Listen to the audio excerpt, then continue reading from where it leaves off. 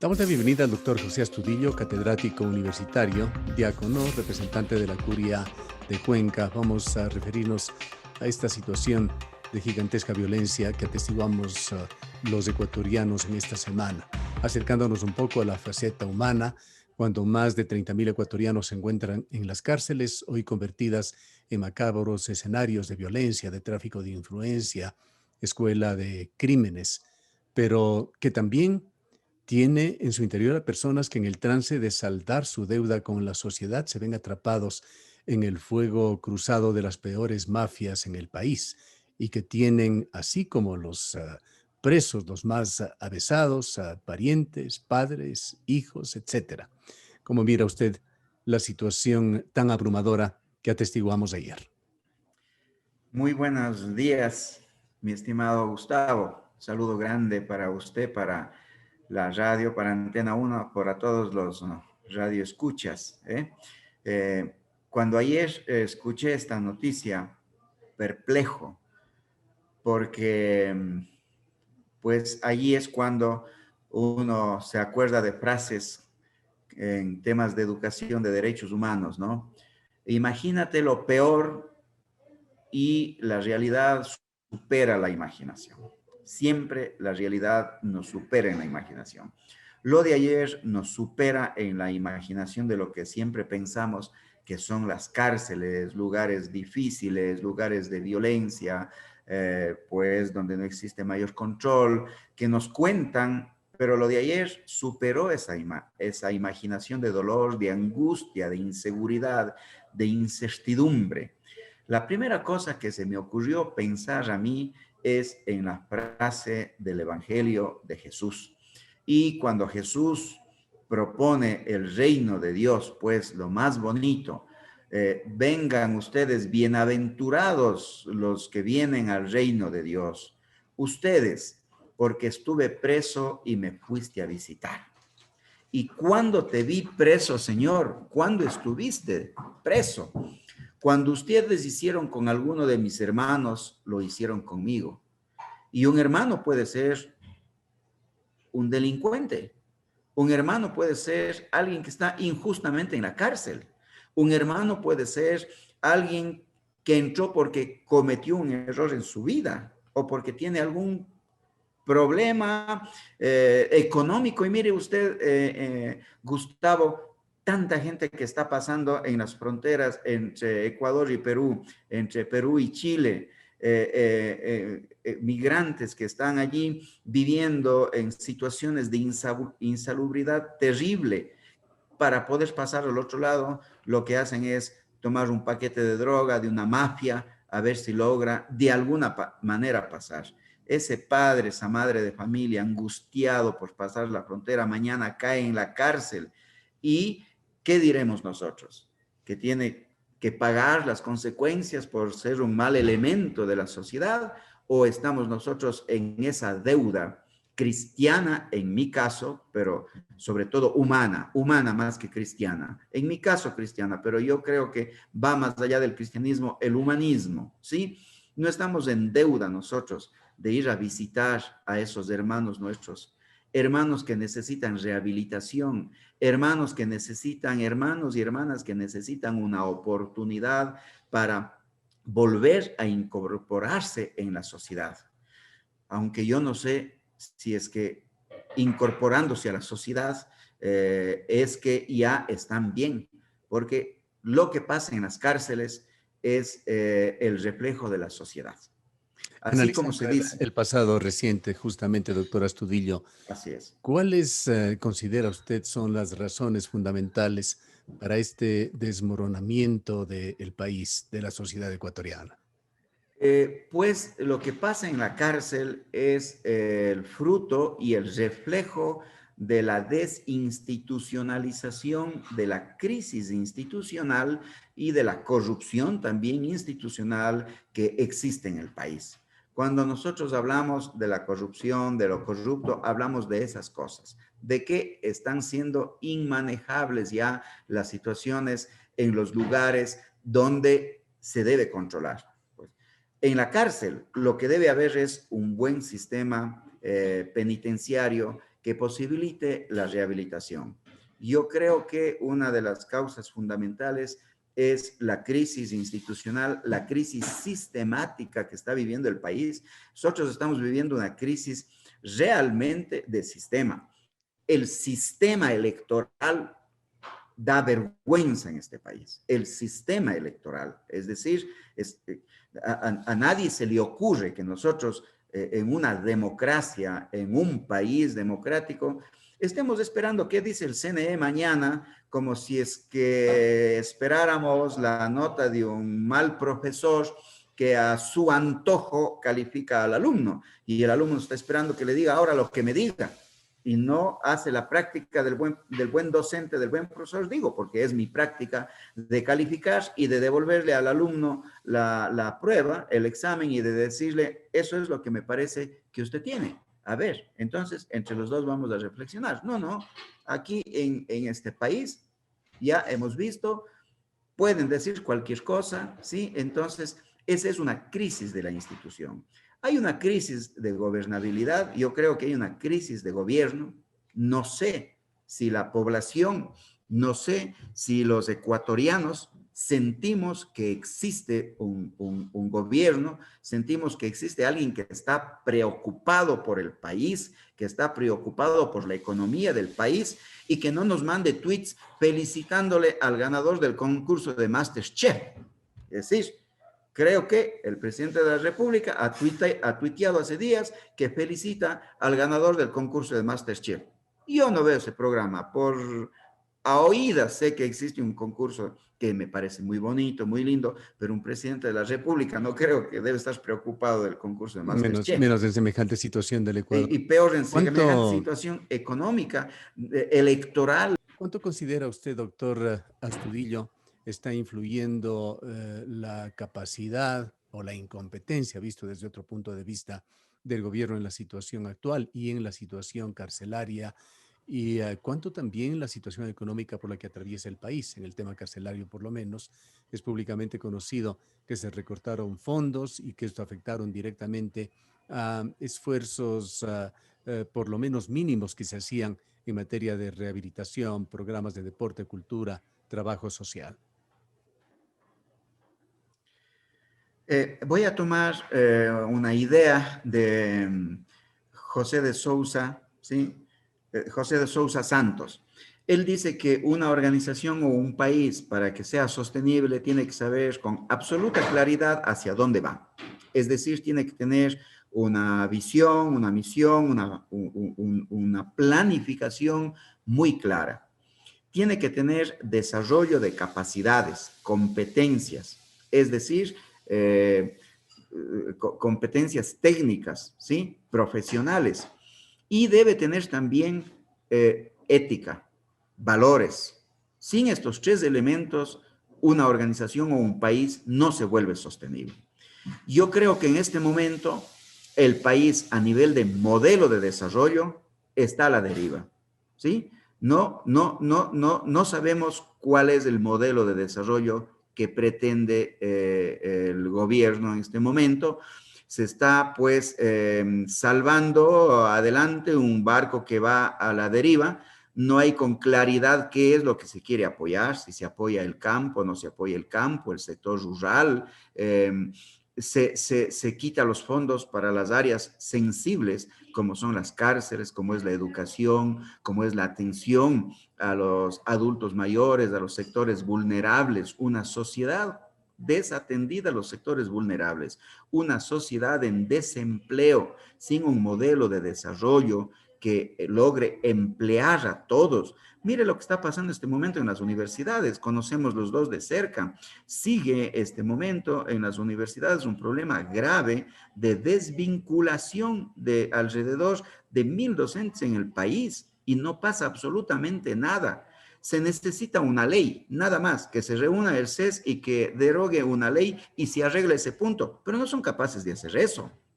Entonces, un modelo de desarrollo, que está desvistiendo a los sectores más vulnerables, efectivamente, y que no tiene con absoluta claridad hacia dónde va. el tema de la minería, el tema de seguirse endeudando, un endeudamiento cada vez mayor. Eso unido a que existen personas que pues van renunciando, ya le están dejando al presidente prácticamente solo. Da la impresión que la salida de funcionarios claves significarían un abandono del barco, pero también muchos rumores fluyen en el sentido de que piezas claves del gobierno de Lenin Moreno están más preocupados por su suerte en el corto y mediano plazo, reacomodándose antes de que realmente estén dejando el gobierno en una actitud a lo mejor de delicadeza al cierre ya del periodo de Lenin Moreno. Sí hay una situación, diría yo, de reacomodo y de ver, no solamente de reacomodo, sino también de cuidado, ¿no? Debemos tener claro que en este proceso de nuevo gobierno y que quien está pues liderando las elecciones en este momento, que dicho sea de paso, viene de la misma familia política. Yo en esto siempre suelo recalcar, es decir, aunque Lenin Moreno haya traicionado el proyecto de Alianza País, pues viene de esa misma tienda. Por eso le llaman traidor, ¿sí? Porque pertenecía a su mismo espacio. Es decir, y me imagino que muchos de los que están en el gobierno, más que reacomodo, estarán viendo cómo, cómo se salvan, ¿sí? De también una revancha efectivamente que han sufrido, algunos han sufrido efectivamente temas de exclusión, de persecución, que yo me imagino que el país va a vivir ahora un siguiente periodo de persecución, de revanchismo, y pues esto es una pérdida personal para ellos, pero también es una pérdida para el país, ¿sí? Una Usted pérdida tocó ya colateralmente bien hace difícil. pocos instantes este tema del CNE. Usted fue ave de paso allí, estuvo unos pocos días y se le sacó sin mayores razones. ¿Cómo mira el accionar de esta organización? Y habiendo tenido usted esta visión desde adentro, ¿qué lectura tiene sobre todo lo que ha sucedido? Con una suerte, Gustavo, y tengo que agradecer a los medios de comunicación, entre ellos fundamentalmente a usted, que con mucha visión y conocimiento, diré con sinceridad, mucha más proyección pues de la que yo tengo, porque usted tiene más experiencia en eso, se dio cuenta de qué es lo que estaba pasando. Y así fue. Y yo fui ave de paso en el CNE y mi salida obedeció a que tenía ideas que ahora me doy cuenta eran totalmente inconvenientes. Recuerde usted que yo posicioné que una de las cosas que quería hacer en el CNE, en el ASUAI, era poner unas cámaras en el centro de cómputo donde se cuentan los votos y poner unas cámaras allí y unas pantallas en la calle para que la gente vea el accionar de los procesos, cómo la gente estaba trabajando en el conteo de votos. Otra cosa que propuse, y ya estaba en camino, era una veeduría ciudadana. En ese momento estaba la licenciada Margarita Arias en el Consejo de Participación Ciudadana y yo propuse que ella liderara una veeduría ciudadana con gente pues que tenga experiencia, pero también que tenga credibilidad, gente honorable en la palabra, honorable en su actuar. Entonces, claro, con esas propuestas que yo hice en su momento, esto estaba fuera de lugar, porque lo que estaba proponiendo era transparencia total, es decir, que se transparenten las cosas. Desde ese mismo momento yo pude ver que todo lo que significaba transparencia, lo que significaba propuestas de apertura, de información, no eran bienvenidas. No eran bienvenidas. Y es lo que Entonces, estamos atestiguando en estos días. claro, Es clarísimo ese yo no duré un directo mes por proponer antagonismo a la eso. transparencia. Claro, es que yo no duré un mes por proponer transparencia, por proponer información, por proponer que se hicieran veedurías. Yo me reunía con el consejo electoral, que normalmente funciona por su lado y el CNE funciona por otro lado cuando hacen pues los consejos en las provincias. Yo me reunía con todos ellos y planificábamos el trabajo para dar la información a la gente inmediatamente. Entonces, es tan sencillo como eso, pero tan grave como eso. Un organismo electoral lo que más debe tener es transparencia e información inmediata, información veraz y prudencia para la información. Si alguien tiene que ser prudente en el país, es el Consejo Nacional Electoral. Es decir, el Consejo Nacional Electoral no puede agir, el Consejo Nacional Electoral no es una consultora de boca de urna, ¿sí? Que las consultoras de boca de urna lancen datos, incluso ellos deberían lanzar datos verídicos o acercados a la objetividad. Pero el Consejo Nacional Electoral tiene que decir absolutamente la verdad, es decir, lo que ha contado, nada más.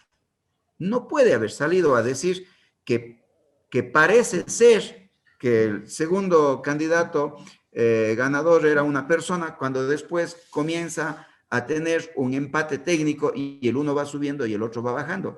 Eso es gravísimo. Lo que hizo fue poner en duda todo el sistema electoral. Aquí no se ha puesto en duda los dos candidatos. Aquí se ha puesto en duda el sistema electoral en su totalidad, porque cualquier otro candidato de los 16 candidatos, cualquiera de otros dos pueden decir, yo tampoco confío, y están en su derecho, ya que no se confió en uno, porque los otros no están efectivamente también en su derecho. Esa forma de trabajar del consejo, de los consejeros, realmente da pena en el país. No podemos tener un consejo electoral cuyos consejeros hasta el día de hoy no se ponen de acuerdo. Es decir, el uno sale a desmentir lo que ha dicho el otro.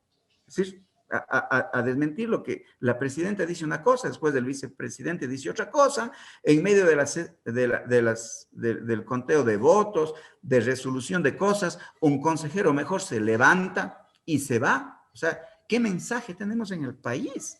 A ¿Qué otra mensaje? persona que pasó por la posición que usted también estuvo, el de presidente de la delegación, representante de la delegación local, nuestra compañera Rosana Encalada le hizo la pregunta, ¿y quiénes son los autores intelectuales de todo lo que ha sucedido en el CNE? ¿Quiénes están por detrás? Le hacemos la pregunta también a usted.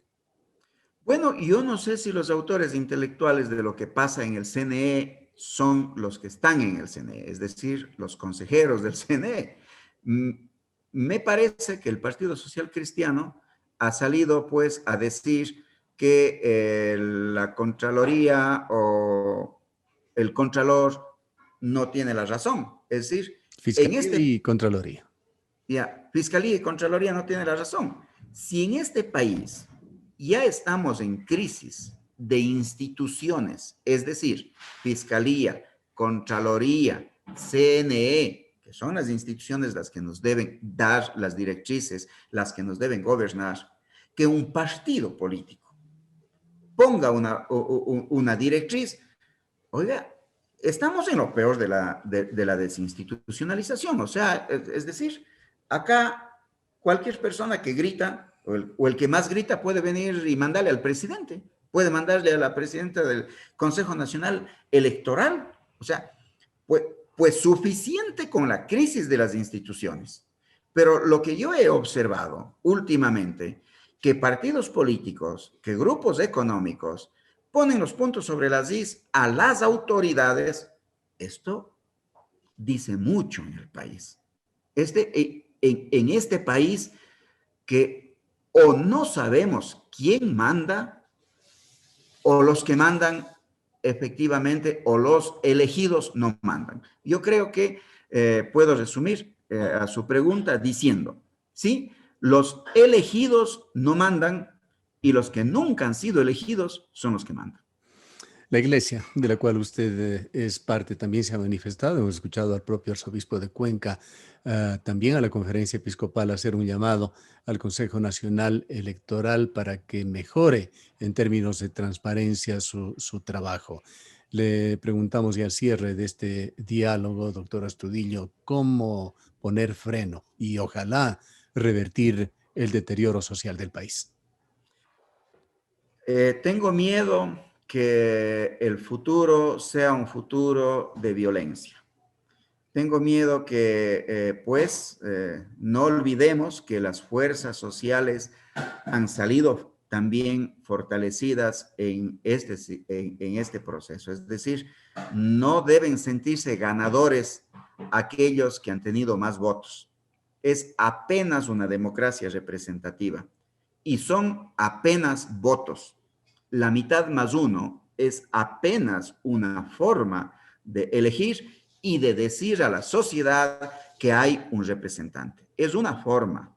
Hay que tener mucho cuidado que la gente que cree que ha sido ganado con la mitad más uno o que ha sido elegida, crea que ya es la autoridad para gobernar el país.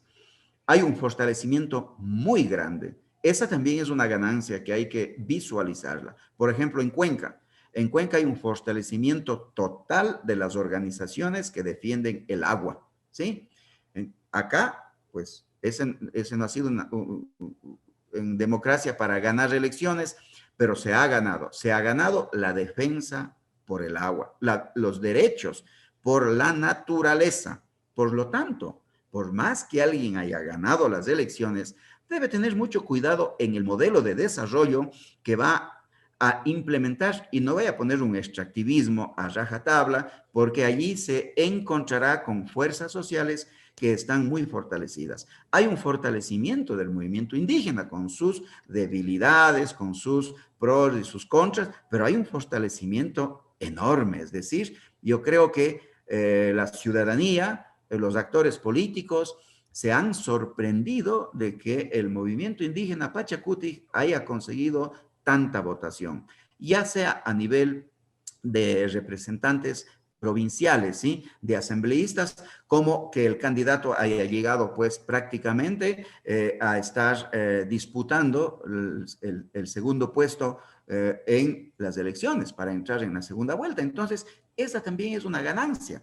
Pues bien, si es que no existe una forma consensuada de gobernar, si no existe una autocrítica de quien ingrese en el gobierno, tengo mi preocupación de que vaya a estallar efectivamente un tema de violencia. Por lo tanto, como iglesia, como defensor de los derechos humanos, y defensor también de los procesos donde se necesita diálogo, donde se necesita mediación, yo aspiro y estoy de acuerdo con los llamados que hace la iglesia, pero yo creo que debemos involucrarnos y debemos también, cuando no exista el diálogo, cuando se imponga el pensamiento único, cuando se imponga una forma única de ver las cosas, la gente tiene que salir con dignidad, con valentía, a recuperar la palabra y a decir que hay que sentarse a dialogar, que hay que sentarse a conversar.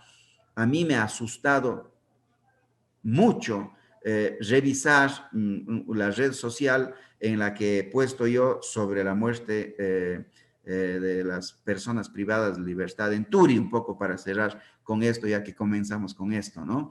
Y muchos han comentado. Por ejemplo, hay comentarios de Santiago Argüello, que es un quiteño, que tiene mucha experiencia en las cárceles. Él dice, hace tiempo vinimos con un grupo de expertos a Turi y vimos que era un lugar maravilloso. Y dijimos, esto está perfecto. Algo pasaba por dentro, dice. Es decir, no pudieron manejar algo que constructivamente podía haber sido bueno.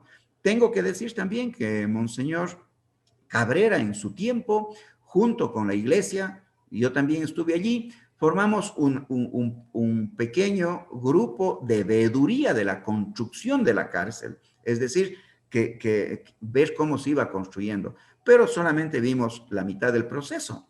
Es decir, lo que está pasando ya con el manejo de las personas se va de las manos, porque eso tiene que ver con ética, con tener personas que no se dejen corromper, que actúen con eficiencia, que actúen con calidad profesional, pues como usted mismo decía.